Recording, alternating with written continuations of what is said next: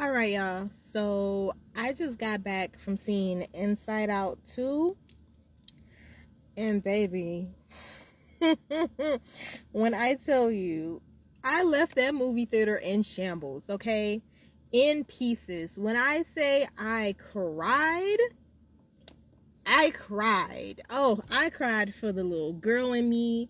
I cried for my teenage years. I cried for today. I cried, and I just could not believe that I was in this movie theater, full-fledged hug myself moment. I did not pay for a therapy session, but I sure in the hell got one.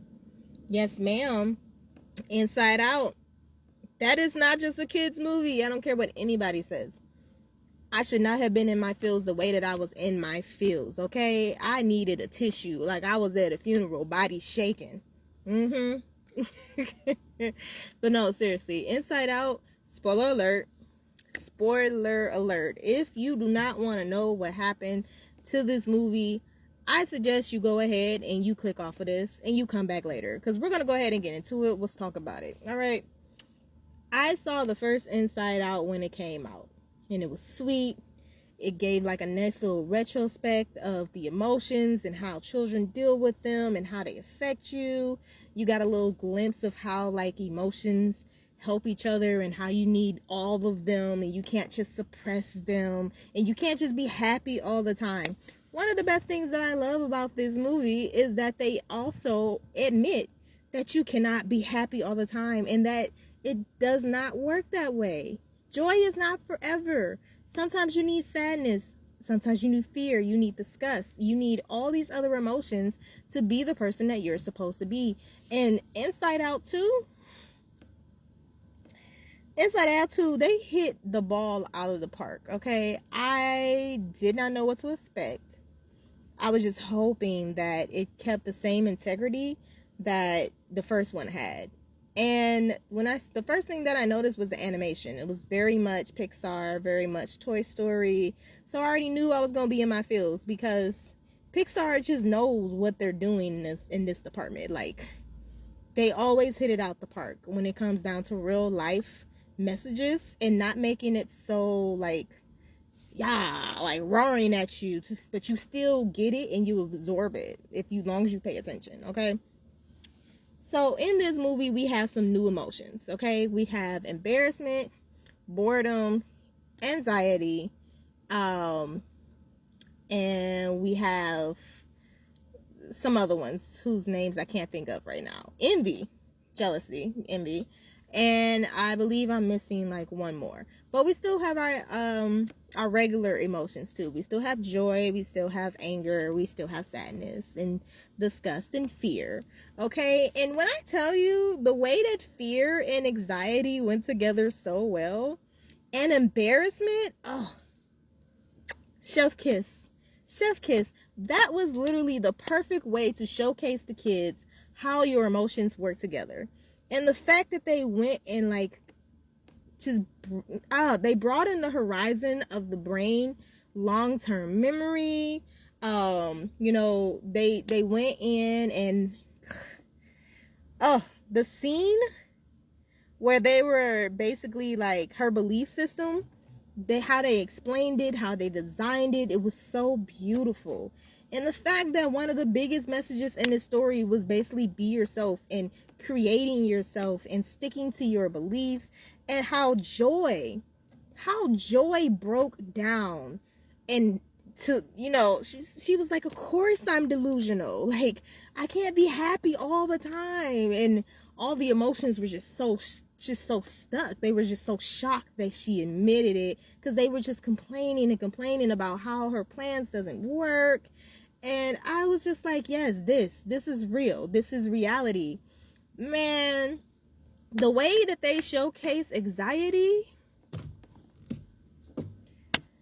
I need to go. Somebody give this an award, because the way they showcase anxiety, Not only in her actual design, but also in how she was like doing the controls and how she was thinking over time and how she took over the brain and had them coming up with different scenarios and how she couldn't sleep. Like Riley couldn't sleep because anxiety had her so wound up and worried about things that never actually happened or could possibly happen or maybe could never happen. Like it was just so perfect. I was in my chair crying when anxiety started to have an anxiety attack because none of their plans was working, none of her like ideas was happening, everything went left. You know, Riley was just breaking down from her whole core belief system was messing up. And I was just like, that anxiety attack scene, baby. Ooh, baby. I was in the movie theater having a whole sermon, okay? Like I was talking to God for a minute. I was shaking. I was going back and forth because I was just like, I understand. Like I remember being a teenager. Shit, I remember being in college. Like anxiety attacks don't necessarily go away even as an adult, but for a teenager, it just hits so strong, and you just wake up one day and everything's changed. You literally, puberty is so crazy, and how they explained it and described it, like they didn't even have to go into the hormones. They only paid attention to emotions and like how it affects your brain. Beautiful. Oh my God. Now, and when I tell you, like the moment that Joy realized that she was doing shit wrong, when she had all these bad memories piled up in the back of Riley's brain, when she realized that she had to literally let all those bad memories exist. You need those bad memories to help you become the person that you're supposed to be, to help you choose, to help you learn. You're supposed to hurt. You're supposed to have some type of pain. You're supposed to have bad memories so that you can make good memories and you can make better decisions. This movie was just so good. This movie was so good. I was just in there crying. I cried harder than when Bing Bong died in the first movie. When Bing Bong died in the first movie, I was just like, no, her imaginary friend. But in this movie, when anxiety was having a whole anxiety attack, It was a motherfucking nigga. It was some goddamn shit. When that goddamn nigga came out of that nigga was like, damn, she having an anxiety attack. Get out my review. That shit was crazy. Get out my review. That was outside. Stupid ass. Stupid ass. But no, that movie had me in tears. It was a good movie. So if you have a teenager, like a preteen and a teenager, go to the movies. Go to the movies with them. Talk about it afterwards. See if they understand what's going on. See if you can explain what's going on. Have a deep dive conversation about it, because I promise you it will be relatable. And if it's not relatable to them, it's damn sure gonna be relatable to you. Okay, this movie was just good. 100%, and it was funny. There was pieces of the movie that was funny too, that had me cracking up. Like, they have this one character that reminds me of a video game, and it's a running joke about his terrible fight moves that had me crackling. Okay, and then I love how sadness definitely had a big part in this movie. Okay, a bigger part in this movie. Like, and it makes sense, because she needed sadness. She needed sadness to go through the embarrassment.